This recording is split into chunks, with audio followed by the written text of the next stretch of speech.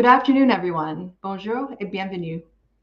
Welcome to the closing remarks and award ceremony for CBV Institute's inaugural Business Valuation Challenge. My name is Dr. Christine Sawchuk, and I'm the President and CEO of CBV Institute. It's my pleasure to welcome you here today.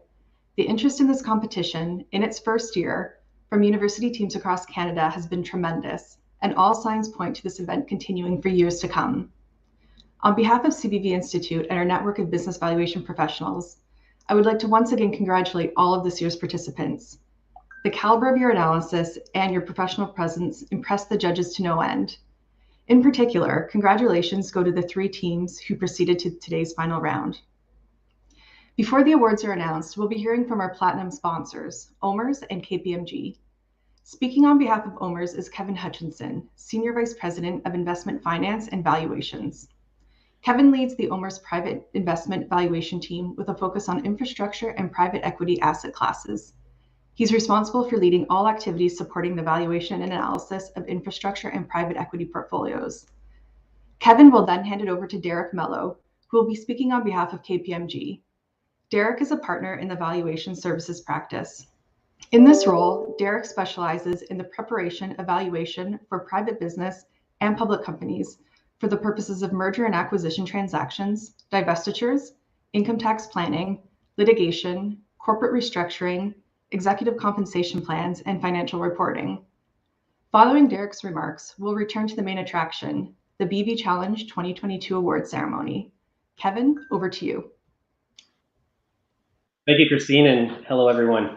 I hope that you've all had an incredible experience over the last 2 days, and a big congratulations to each of the participants and as well as the finalists. The feedback that I've received has been overwhelmingly positive, and I know you've made it very, very challenging for the judges. On behalf of OMERS, as one of the platinum sponsors of this event, it is a real honor and privilege to welcome you to the inaugural 2022 Business Valuation Challenge. When OMERS first learned of this exciting event, we jumped at the opportunity to be a lead sponsor. We were passionate about supporting our communities and saw this as a real opportunity to connect with some of the brightest minds and leaders of tomorrow. My name is Kevin Hutchinson, and I'm a Senior Vice President with OMERS. For those of you who may not be as familiar with OMERS, OMERS is a jointly sponsored defined benefit pension plan here in the province of Ontario, serving over 500,000 active, deferred, and retired members. We have over 1,000 participating employers, ranging from large cities, such as the City of Toronto, to many smaller local agencies. Our members include union and non-union employees of municipalities, school boards, local boards, transit systems, electrical utilities, emergency services, and children's aid societies across the province. And every day, I have the distinct privilege of going to work with a real sense of pride and purpose, recognizing that the livelihood of approximately 200,000 retirees and the future retirement benefits of another 350,000 Ontarians depend on OMERS. Now, if that doesn't get you out of bed each morning, I don't know what does. At OMERS, I lead a valuation team of 12 people and spend my time assessing the fair value of private assets held within our infrastructure and private equity portfolios. Collectively, these portfolios account for about $45 billion, or just over a third of the OMERS balance sheet. Although much of this work is done in the context of financial reporting, it is critical to informing balance sheet construction, asset allocation, capital rotation, and other strategic decision-making. As I thought about today and what may be of interest to you, I figured I would share a couple of my career reflections as you start to plot out your tomorrow. Choosing a career path is perhaps one of the biggest decisions you will make in your lifetime, right up there with choosing your life partner, and sometimes these are intertwined. I actually ended up meeting my wife at the office. So I fell into the valuation world somewhat serendipitously. It wasn't something that I had on my radar through university, and I certainly didn't have the benefit of exposure to the world of valuations through events like the one today. However, as I look back over the years, the valuation profession has afforded me some of the most invaluable opportunities and experiences that I want to briefly share with you. I've had the chance to work with and learn from some of the brightest minds, from entrepreneurs to academics to regulators to high-profile business leaders. I went from reading about these people in the news to sitting at a boardroom table with them. I've had the opportunity to travel the globe, coast to coast across Canada, into some of the largest cities and financial centers in the world, including Beijing, Singapore, London, and New York, to name a few. I learned more about the world and diversity of cultures through my valuation assignments than I could perhaps have been offered by almost any other desk job I can think of. I have been introduced to some of the most cutting edge technology solutions through the OMERS growth equity and venture capital portfolio companies, often feeling like I am looking through the window of tomorrow. And I have been challenged by some of the most unprecedented events of our generation and the impact that they have had on the business valuation world. The global financial crisis in 2008, the recent global pandemic, and now rapidly rising interest rates, inflation, and daily market volatility.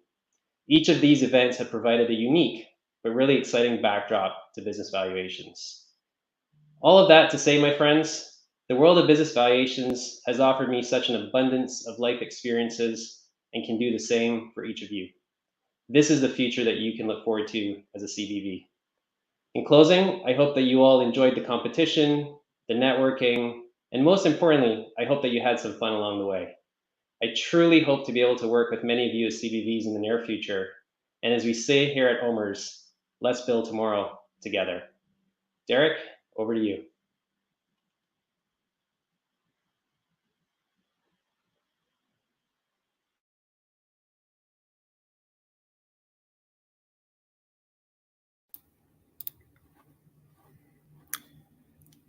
Thank you, Kevin, for that. And congratulations and thank you to all the participants. I thought the presentations were excellent.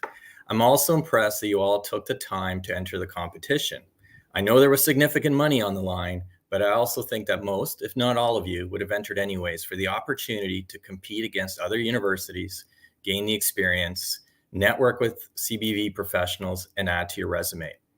I think the competition is an excellent way for the CBV Institute to bring further exposure of the CBV designation to students like you. I, fortunately, was exposed to the CBV designation through an accounting professor I had in my final year of university. She was then a full-time partner in our KPMG valuations practice and a part-time professor at the same time. From time to time in class, she would discuss the type of work she was doing, and I always found it to be very interesting, as I always had an interest in accounting, finance, and economics, which I think valuations brings those together. Long story short, I ended up graduating and going to KPMG in the audit practice.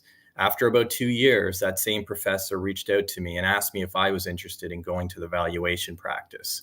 Many years later, here I am. So along the way, I've gained and experienced many things I think is true of many of my CBV colleagues, and I share this also with you. I think first, there's lots of training and continuous learning. It doesn't stop. The CBV is a professional designation and comes with a high quality training material and instruction.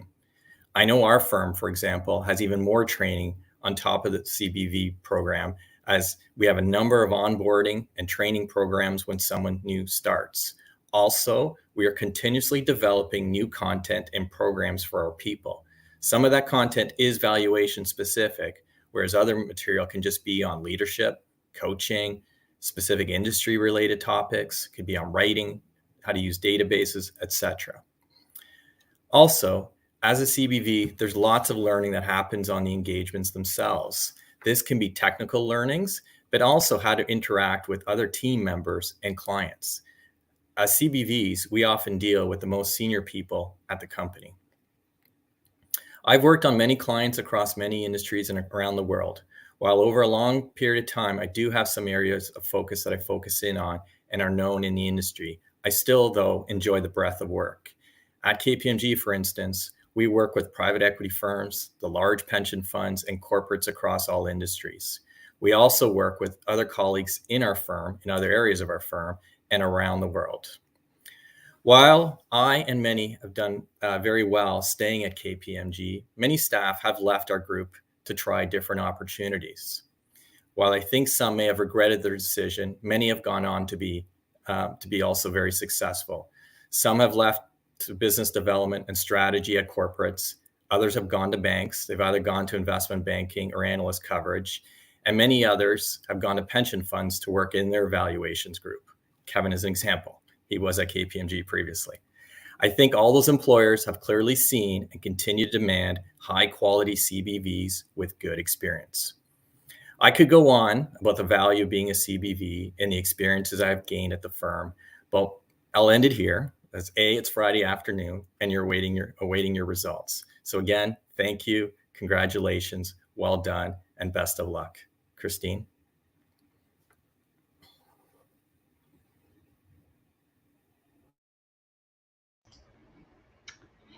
Thank you so much, Derek and Kevin. And thank you to OMERS and KPMG for enabling us to host BV Challenge 2022.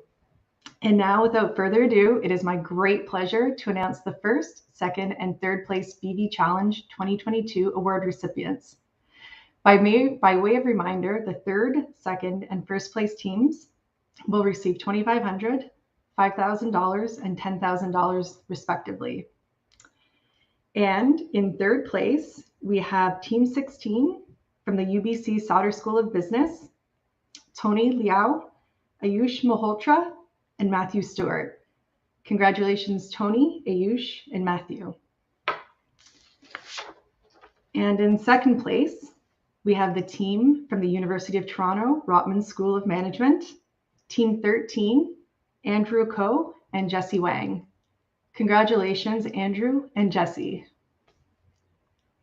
And finally, this means that the winner of BV Challenge 2022 is Team 9 from University of Calgary, Haskayne School of Business, Catherine Borger, Emily Chen, Lizelle Jansen Van Buren, and Jerry Kin. On behalf of CBV Institute and the CBV Network, congratulations to all three teams. And now we do have a favor to ask of everyone watching this ceremony. CBV Institute will be issuing a formal news release announcing the results on Monday. As such, we would appreciate it if you could please hold off on sharing this news on social media until then. I know this is a tough ask, but I promise that it will be worth it for our worthy teams. And now it is time to close the door on BV Challenge 2022. Thank you to the students representing business schools from across Canada who accepted our challenge. Thank you to our esteemed panel of judges who volunteered their time and expertise. And thank you to our sponsors who stepped up to support our inaugural business valuation case competition. Your combined efforts helped us exceed our expectations. We're already looking forward to BV Challenge 2023. Thanks everyone and have a great weekend.